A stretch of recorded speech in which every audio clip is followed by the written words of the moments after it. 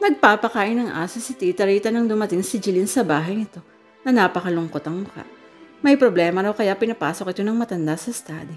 At nang nakaupo, buong laya niyang umagos ang luha sa mga mata ng dalaga habang ikinukwento na pinuntahan daw ito ni Arlene sa bahay at sinabihan na nagtatagpo raw si Sade at si Chanda sa bangin sa barangay Sigel.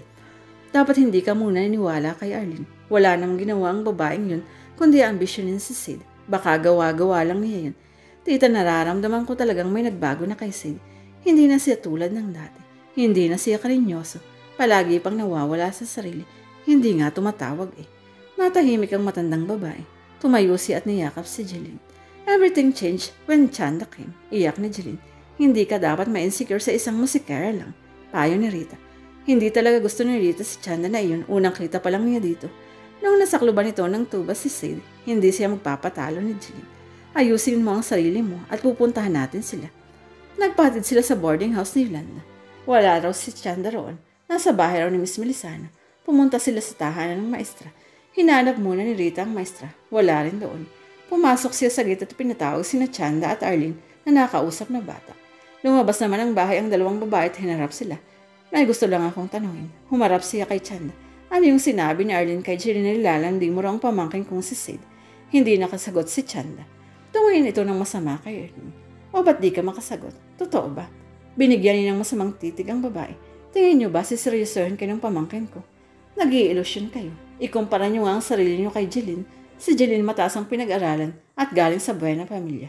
Kayo, hinarap niya si Arlene. Pwede ba iha? Lumayo-layo ka nga kay Jeline at kay Sade para kang peste na lapit ng lapit. You're not welcome to us. Hindi man lang napakurap ang babae sa sinabi niya.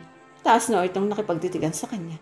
Ibinaling niya ang tingin kay Chanda at tinignan ito mula ulo hanggang paa. Hindi makatingin ng diretso ang dalaga.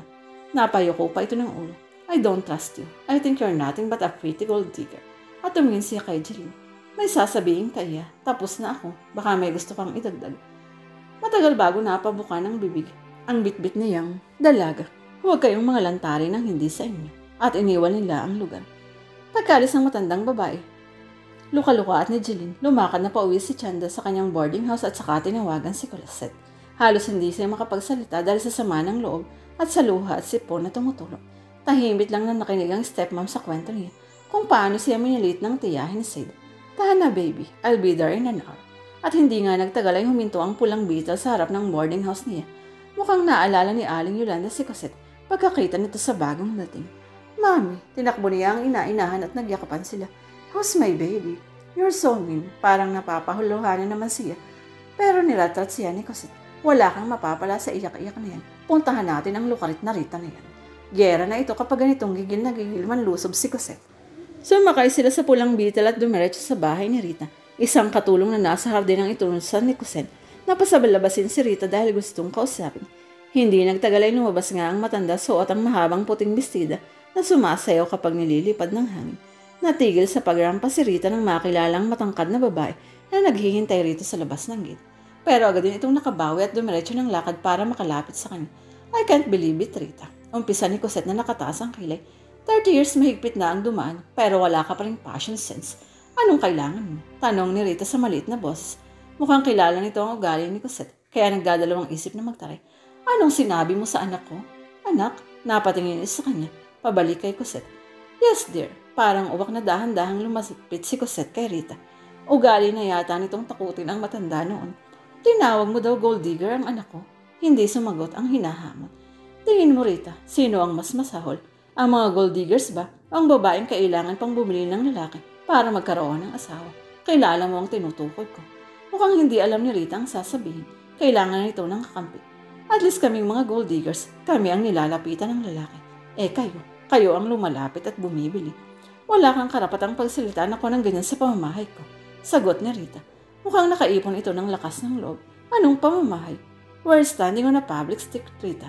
Kung ayaw mong pagsalita ng kung ano-ano, huwag mo ring pagsasalita ng anak ko ng kung ano-ano para sabihin ka sa'yo, hindi mo kayang patunayan na gold digger siya. At suminyas na si Cosette na bumalik na sila sa sasakyan at umalis sa kalye kung saan nakatayo ang matapobreng matanda. Parang kalugkog na dumadagong doon sa bayan ng Saracanlaw ang balita na dumating ang dating kasintahan ni Ismael Enrique na dapat itong pakasalan kung hindi lang nalagay sa bingit ng pagkalugi ang Rancho Enrique. Hindi nakilala ng mga batang henerasyon ng matapang na bisita, pero dahil ina ito ni Chanda, ang napakagandang musikera na nauugnay kay Sid na pag-usapan si Cosette Alvida. Wala pa rin kupas ang ganda niya. Ng isang matandang babaeng nagsisilbi sa simbahan, kay edad nito si Ismael at nakita na nito noon si Cosette dahil 1 taon din sa Saracanlaw ang babae.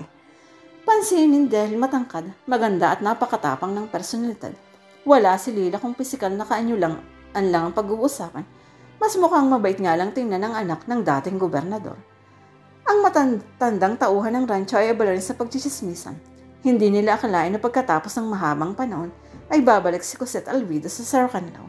At bakit ipinadala nito sa bayan ng anak nitong babae? Pusta nila, gustong maghigante ni Cosette kay Ismael. Ang matanda naman nilang amo ay laging tahimik nitong huli. Palaging lumilipad ang isip mula nang dumating sa Saracanlaw ang dating kasintahan. At si Said ay nawawala rin sa sarili, siguradong naguguluhan. Pinapagod ni Said ang sarili sa kadadala ng baka sa kabilang burol para doon pakainin.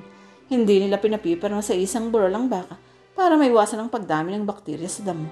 Gabi na siya kung umuwi sa mansyon at 4 na araw na siyang hindi tumatawag kay Chanda mula nang dumating ang ina ito. Hindi niya kasi alam kung saan ilalagay ang sarili niya sa buhay ni Chanda.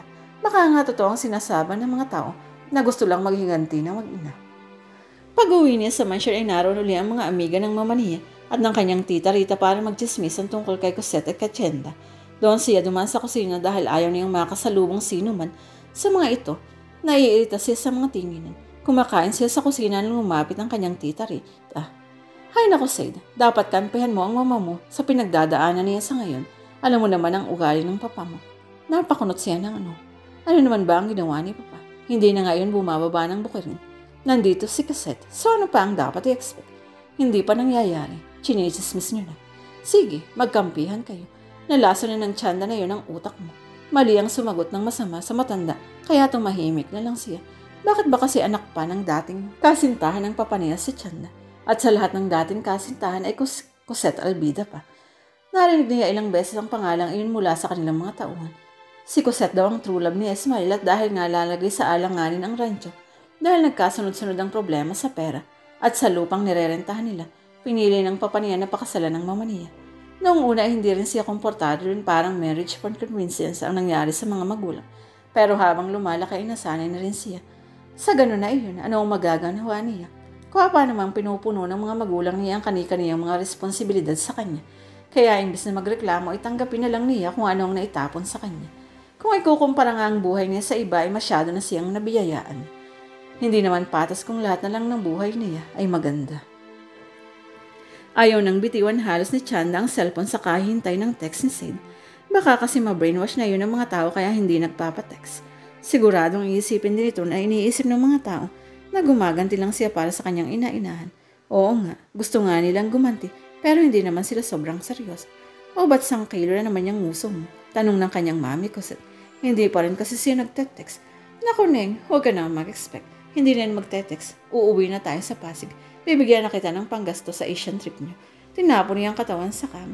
Dito na lang muna ako, mami. Kayo na lang ang bumalik doon. Hindi ako babalik doon kung hindi kita kasama. Baka kung anong gawin sa'yo ni Lila at Rita. At huwag na huwag kang umaasang tatayuan si Sid. Kilala ko ang mga Enrique na yan. At isa lang ang masasabi ko. Lampa. Hindi ako babalik hindi ko nakakausap si Sid. Humalakip-kip ang mami niya. You really like me.